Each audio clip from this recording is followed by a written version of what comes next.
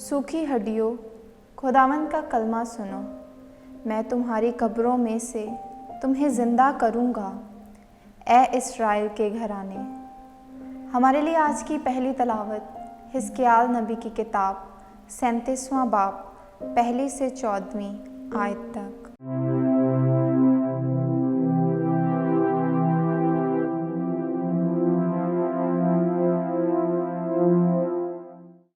एक दिन खुदावंद ने मुझ पर हाथ रखा और उसने मुझको वजद में उठा लिया और मुझे एक वादी में उतार दिया जो इंसान की हड्डियों से भरी थी, और उसने मुझको उनके गिरदा गिर्द फिराया तो क्या देखता हूँ कि वो वादी की सतह पर कसरत से थीं और नहायत ही सूखी हुई थी। तो उसने मुझसे कहा कि ए इब्ने बशर, क्या ये हड्डियाँ ज़िंदा होंगी?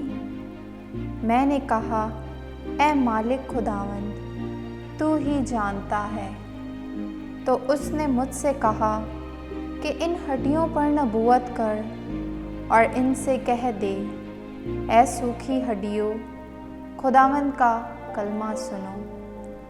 मालिक खुदावंद हड्डियों से यूँ फरमाता है, देखो, मैं तुम्हारे अंदर रूह दाखिल करूँगा तो तुम ज़िंदा हो जाओगी। मैं तुम पर पट्ठे लगाऊँगा और तुम पर गोश्त पैदा करूँगा और तुम पर चमड़ा चढ़ाऊँगा और तुम में रूह डालूँगा तो तुम ज़िंदा हो जाओगी और जान लोगी कि मैं ही खुदावंद हूँ। और मैंने जिस तरह हुक्म पाया उसी तरह नबूवत की, और जब मैं नबूवत कर रहा था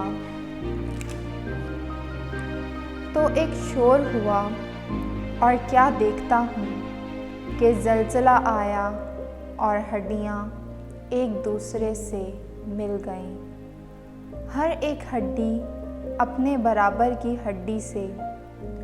और जब मैं देख रहा था तो क्या देखता हूँ कि उन पर पट्ठे चढ़े और गोश्त भी पैदा हो गया, और वह चमड़े से मुलब्बिस हो गईं, मगर वो हनूस बेजान ही थीं।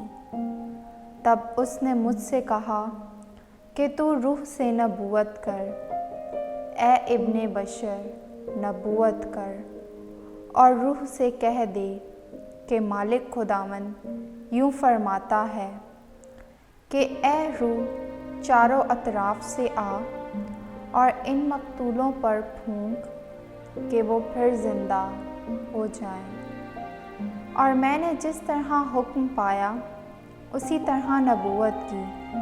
तब रूह उनमें दाखिल हुई और वो ज़िंदा हो गईं, और वो अपने पाँव पर खड़ी होकर एक नहायत बड़ा लश्कर बन गईं। तब उसने मुझसे कहा कि ए इब्ने बशर, ये सब हड्डियाँ इस्राएल का घराना है। देख, वो कहते हैं कि हमारी हड्डियाँ सूख गई हैं और हमारी उम्मीद जाती रही है।